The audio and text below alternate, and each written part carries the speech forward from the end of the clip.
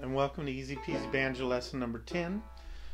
Today I want to just talk about a few things because I'm only doing 10 lessons, and so this is the final one because I honestly believe my whole goal was to just get people started and get them where they could strum along and do some songs and enjoy themselves. If you want to be a better banjo player than that, there are so many fantastic lessons out there and plenty of great videos on how to become particularly skilled at that.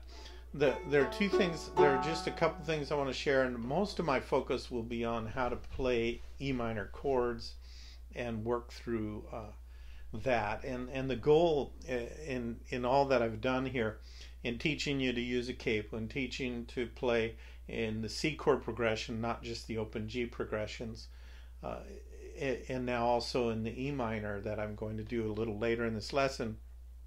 The purpose of that is so that you can sit in and play in many keys without having to retune. I've sat with a lot of banjo players over the years, and you're either limited to the 5 keys they can play in, or you have to wait while they retune to something else, and so on and so forth. And I understand why they do that, because they can get a more precise pattern down.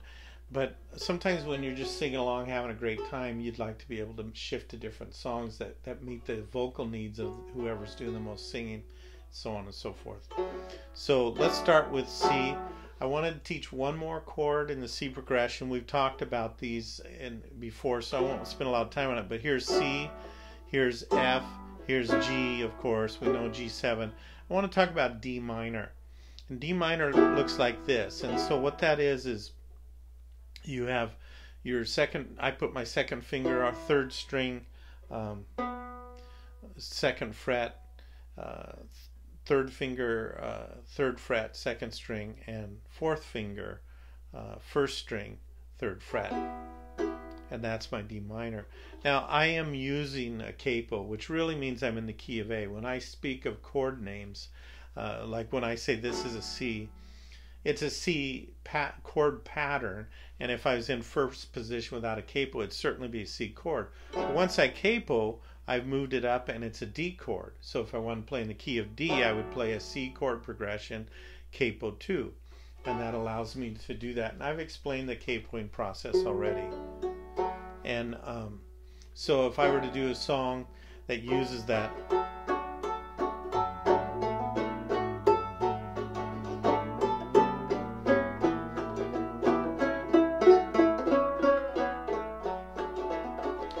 Jesus has a table spread where the saints of God are fed. He invites his chosen people come and dine. With his manna he doth feed and supplies our every need. Oh, 'tis sweet to sup with Jesus all the time. And I started making a little mistake there. It wasn't really a mistake, but I started to use a chord that I haven't talked about. And that is, sometimes instead of an open G pattern, I will use an F chord and move it up to the 3rd fret. And that's also a G. So if I were in my first position without a capo, it would definitely be a G chord. But the G chord pattern is open. But I can play it also like this. And it just has a purpose to give, again, that melodic chord progression, and it allows more flavor. It also helps with some scales and things like that. So if we were to do that, Jesus has a table spread where the saints of God are fed. He invites his chosen people come and dine. With his manna he doth feed and supplies our every need. Oh, 'tis sweet to sup with Jesus all the time. Come and dine, the Master calleth, come and dine. You may feast at Jesus' table all the time. You fed the multitude, turn the water into wine. To the hungry calleth, now come and dine. So that's where that D minor comes in handy. Now, you can work with that if you like. The other thing I'd like to talk about very quickly is transposing between keys. If you're using G chord progressions and you want to transpose to C and use those, for instance, because you're changing keys. Like in this case, if you were playing an A and you decided you suddenly want to play in D, how do you switch that without music in front of you? Well, every G becomes a C.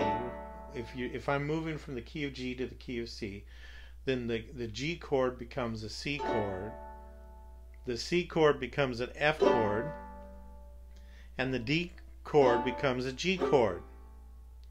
And that's how you remember it. In the same way, E minor, if you move from G to C, E minor becomes A minor. And A minor, if you're moving from G to C, becomes D minor. And that's how that works, and you can certainly reverse that and go backwards.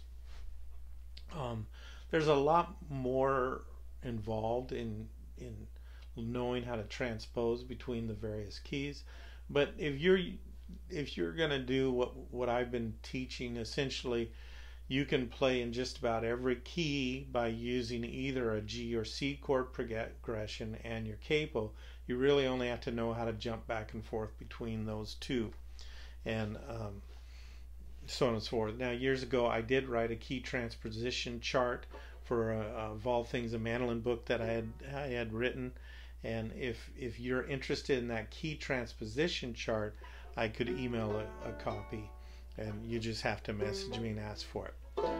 Now, I'll talk about a scale, and it's an open G scale if you want to play around with melodies, and that's you don't have to be good at it. It's just something to play around, and as I've said before, people who play and goof off often can improve more than you realize. And it starts with your open G. Right there's your open G. So, right, G, A, B, C,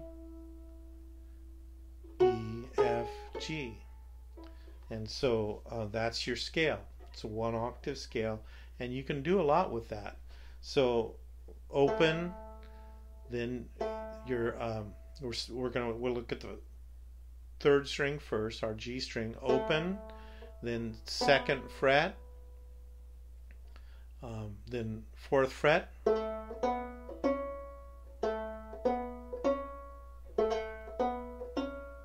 then open, or you don't have to be open, because when I play this, it's the same note as this. So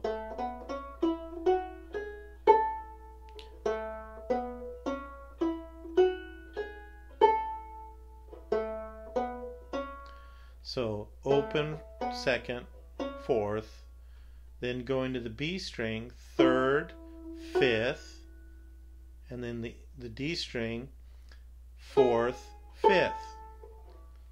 Right? So open, 2nd, 4th, 3rd, 5th, 4th, 5th.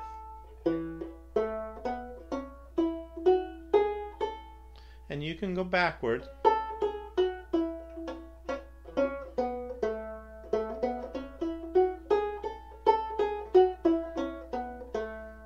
And if you get comfortable with that scale, you would be surprised how many little melodies you'll be able to pick out of that. Now, sometimes in a song you have to go lower than your root note, which is your G, and you do that by going down to this D string, and that would be.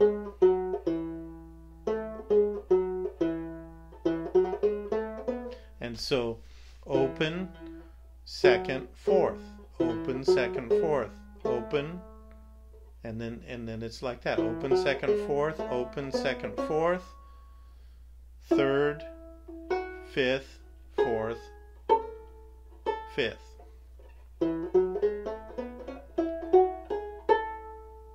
And you can always substitute. If you don't want to play your 4th, you can always do it this way with an open B. So.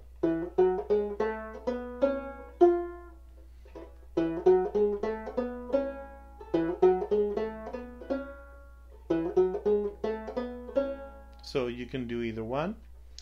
But I would do it the way I showed you. It seems to be, it's quite comfortable and it's an easy pattern.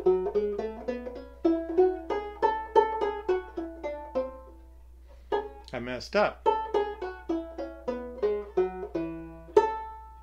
And that's also a G tone. That's the same tone as this. So that's just a scale that you can play with. Now what I really want to talk about is playing in E minor, using E minor chord patterns. And that's what I'm going to do. I'm actually ending up in F sharp minor because of the capo, but don't worry about that. So if we were to do a song, we need 3 chords for E minor. There's your E minor, your A minor, and then usually there's a B7. And I play that simply by barring the 4th fret, kind of like your A, and I put it up here, and then my little finger is 2 frets from my index finger. So if counting from the capo, this is I bar the 4th fret, and then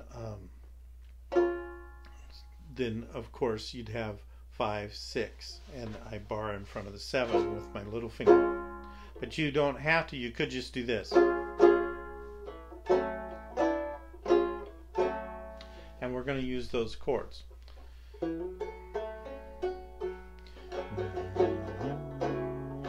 I'll try a Wayfaring Stranger.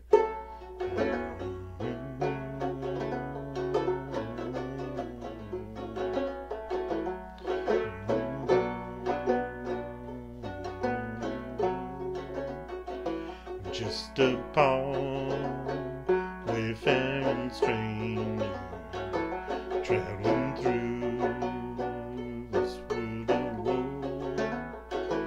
There's no sickness, no toil or danger, that bright land to which I go. Going down to my Jesus to see.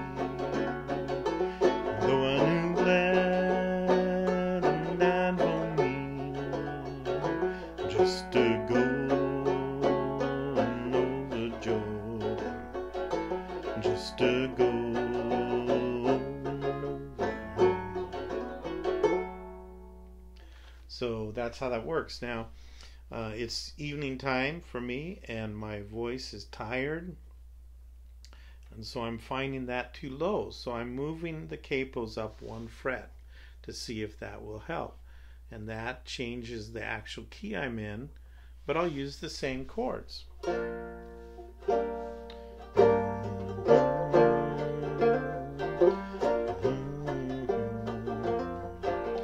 Just a poor wayfaring stranger, traveling through world of woe. There's no sickness, no toil or danger, that bright land to which I go.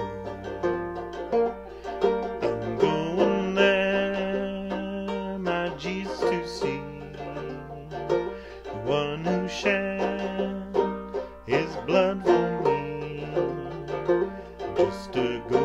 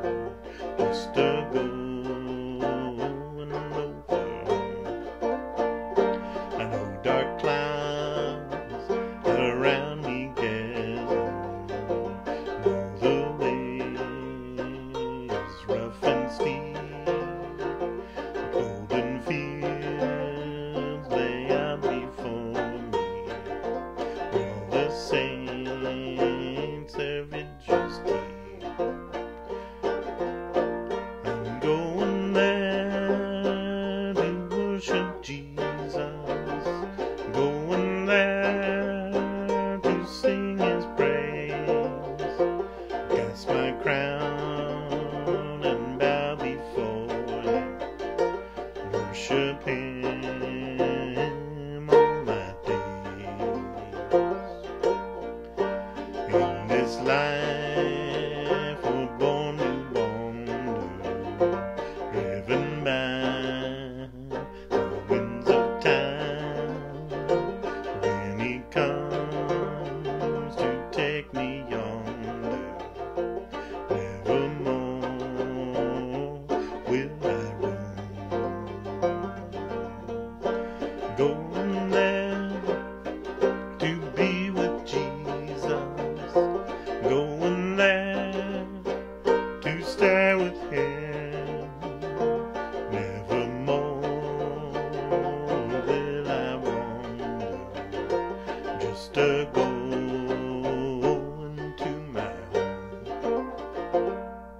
So that's the song.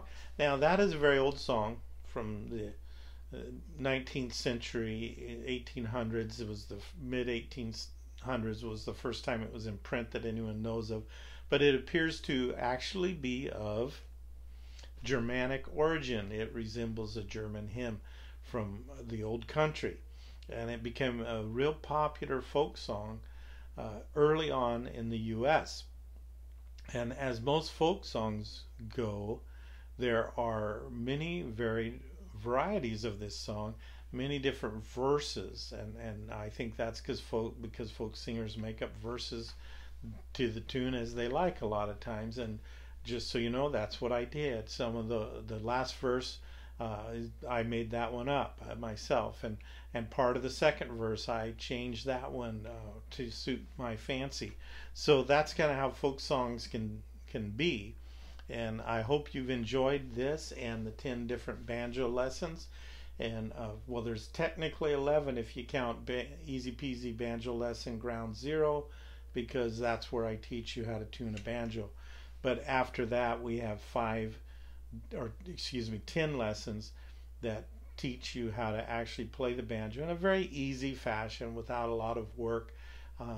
Again, just as something that you strum along and sing and have a good time, which is what the banjo was for a lot of people long before it became such a precision instrument.